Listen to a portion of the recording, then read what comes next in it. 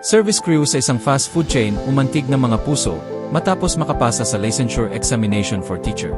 Nagtrending kamakailan ang isang fast food service crew na naging emosyonal at umiyak sa tuwa pagkatapos malaman na pumasa siya sa licensure exam para sa mga teacher.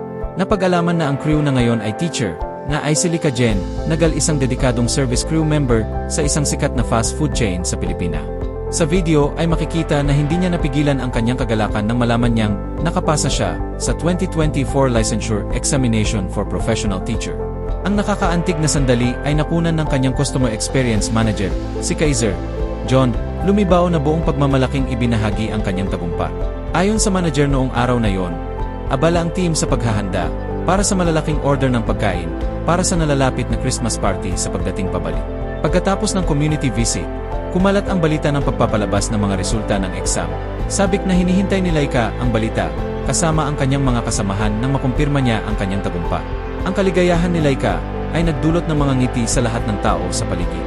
Ibinadhad din ng kanyang manager na si Kaiser kung gaano siya ipinagmamalaki ng kanyang mga nagawa. Sa kabila ng pagdiriwang na natiling nakatutok si Laika sa trabaho, tinutulungan ang team na humawak sa isang abalang season na puno ng take-out party at malalaking order. It was a pull-out day po. Nag-ayos po kami para sa mga large food orders para sa darating na Christmas party.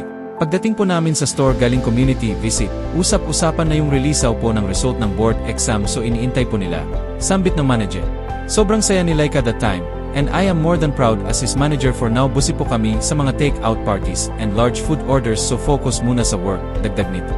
Ang pagtatrabaho at pag-aaral ay hindi madaling ngunit pinatunayan ng kanyang determinasyon na ang dedikasyon at ang susi sa magandang kinabukasan at tagumpay.